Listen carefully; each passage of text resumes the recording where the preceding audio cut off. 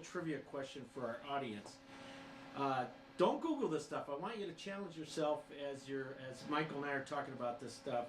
I want to know, what's the most common star in the Milky Way? Is it the red dwarf star? True or false? You go ahead and answer that on YouTube and put it up there. The most common star in the Milky Way is the red dwarf star. Is that true or false, Michael? It's true. Yes, you are correct, sir. All right, 1950, the beginning of the Korean War. We lose 30,000 Americans as North Korea invades South Korea.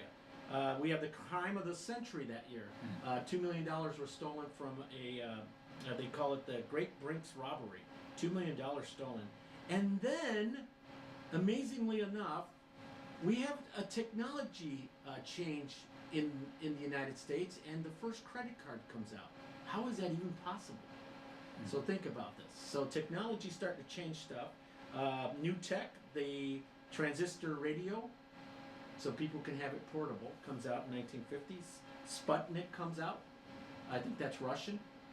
And then we have flight data recorders are added to a lot of aviation airplanes. So that was the first of its kind in 1950.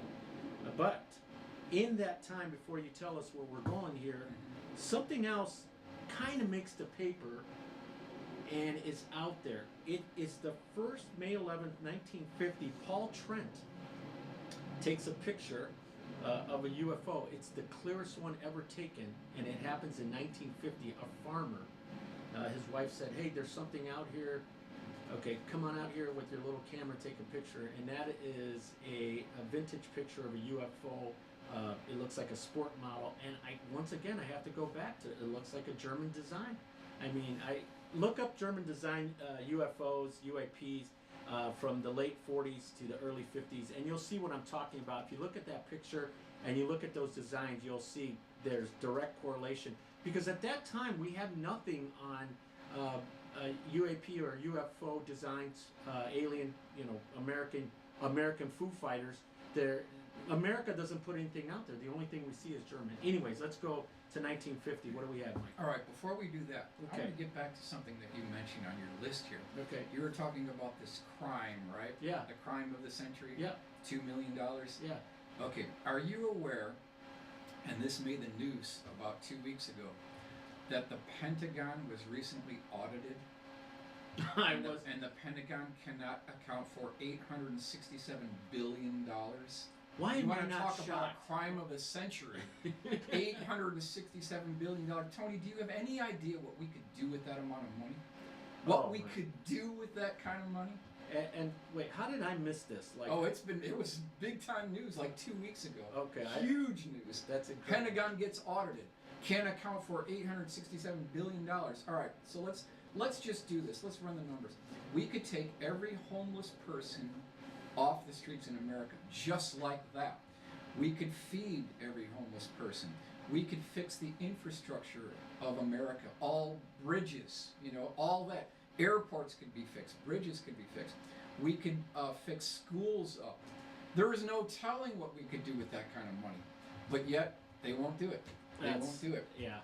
They would rather sacrifice the education of our children and throw those into deep underground military bases to hide their own programs that were illegally funded from the black budget, and then weapon sales, child trafficking, and illegal drugs. That's what we're dealing with here. It gets sinister, it gets dark, but that kind of money cannot go unaccounted for. We have to have checks and balances for this. It eventually catches up to you. Nobody can hide from it, even the Pentagon. So that's good. We would hope so. All right, so what do we got? All right, so Naval Air Station, Sunnyvale, California, 1950, Hangar 1. This is a radar operator. He's our witness. Couple things. Number one, I want to provide my sources and references so that people can track all of this. Yeah, that's very, very important. So they can look at the facts. We're not making this stuff up, ladies and gentlemen, boys and girls. And thank you for watching the show, everybody. Appreciate it. Google this information. This is factual that Michael has done. We've been doing this for a long time. Sure. So Michael has done extensive work on making sure that he has the facts correct for the viewing audience. So we keep going. So the book is UFO Crash Retrievals by Leonard Stringfield. This is case B5, page 57. And what you're looking at here is a photograph of Hangar 1. Couple of quick things. Number one, the photograph was used during World War II for storing blimps. Okay, that gives you an idea how big this thing is. That's huge. Number two, I've been in this hangar. It is so large, Tony, it has its own weather inside. Stop. That's how big this. I'm not making this up. That's crazy. That's how big this hangar is. All right, so we have our radar operator. He accidentally went through a couple of double doors. He's now inside the hangar facility, and what does he see? He sees about a 100-foot diameter dish-shaped craft sitting on the hangar floor. It has a row of windows wrapped around the outer circumference of the craft itself, and then he's challenged by the guard, told to get out of here immediately, which he does. He was in there for less than a minute, but he did see a large disc-shaped craft, and when he got home later, he told his mother, quote, "It was certainly no aircraft of ours." This was his assessment back in 1950. So you just said 100 feet across. Yes. That is 10 stories wide in a hangar. Okay, Michael, I'm no rocket scientist, Yep. but I did sleep at a Holiday Inn last night. Okay. So that could make me a little smarter. If this thing crashed anywhere, how do you get 100-foot alien craft at that time moved across the country or where, and you put it in this hangar?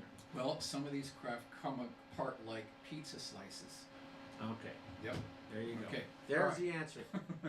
All right, now, if we take Rudy's drawing as a guide, let's go to the full color rendering. Here's what we came up with. Wow. that is Something really like smart. this was seen at Hangar 1 back in 1950, and there's a historical legacy of these craft being seen by military personnel in government hangars. I mean, there's just such a history of this. Over here, there's one. There's one at MacDill. There's one at Homestead. There's one at Wright-Patterson Air Force Base. They're spread out. This is exactly what they've done. Yep. So it's 1950, and this guy sees a 10-foot wide, 100-foot wide. 100-foot wide, in a military base hangar. What happens to it? We don't know what happens afterward because he was told to get out of here immediately. I mean, he was there for less than 60 seconds. But He witnessed it. He saw it, yes, he saw it. He Okay. told his mother about it. And then what we have to go on here is the credibility of the eyewitnesses. We're not talking about just somebody here. These are pilots, these are generals, these are people in the Navy, these are radar operators, these are first-hand military witnesses that are credible. That's the caliber of the witnesses here. Wow. All right, let's continue on here. Yep. All right, Pentagon 1952. 1952. We have a Pentagon office worker that, and this is, again, page 152 in Hold on, Leonard's book. before we get into that, Go ahead. let me just say this. 1952 was a big year True. because Mike, codename Mike, the hydrogen bomb, the Marshall Islands, the United States tested it, and it literally blows the islands to pieces. It creates a 3-mile wide nuclear cloud. How about that? We also have a very key moment here. Eisenhower becomes president, and we know how he gets involved. We'll talk Sure. about that Sure. in with aliens, personally, and UFOs. And the U.S. military unveils the first flight of the B-52 Stratosport Wow. traces. That was a big year for 52. So there was a lot going on in America.